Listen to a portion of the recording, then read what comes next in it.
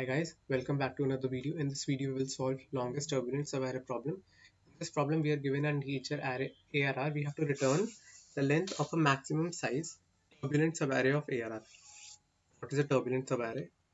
A turbulent subarray is an array which has this format. That is this one. That is, the current element should be less than the previous element and the next element, and the current element should be greater than the previous element and the next element. Let's take a look at this example: 9, 4, 2, 10, 7, 8, 8, 1, 9.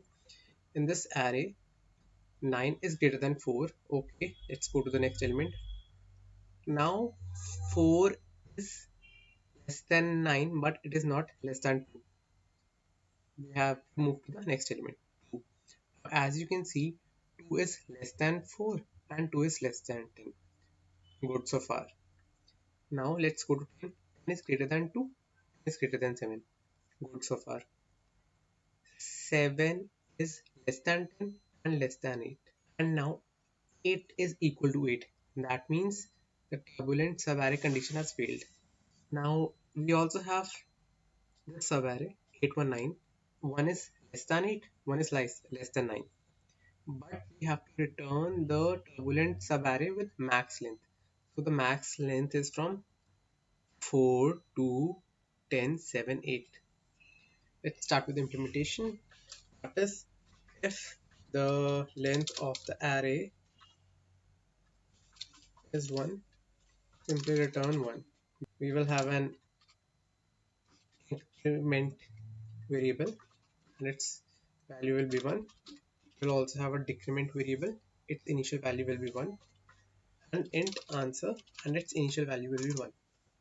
Now we will start iterating from the first index and we will keep on iterating till the end of the array. That is AR dot length.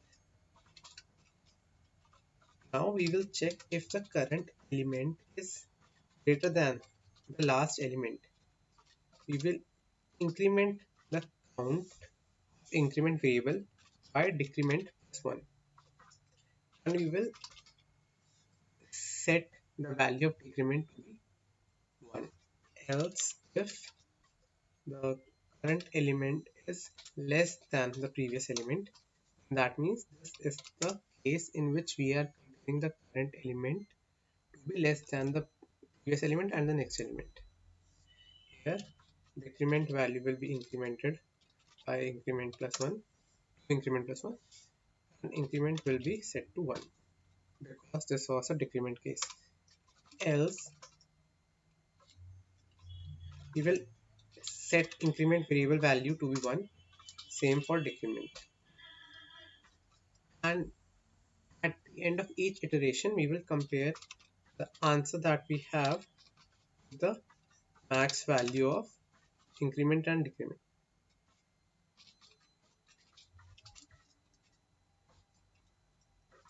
Simply return the answer.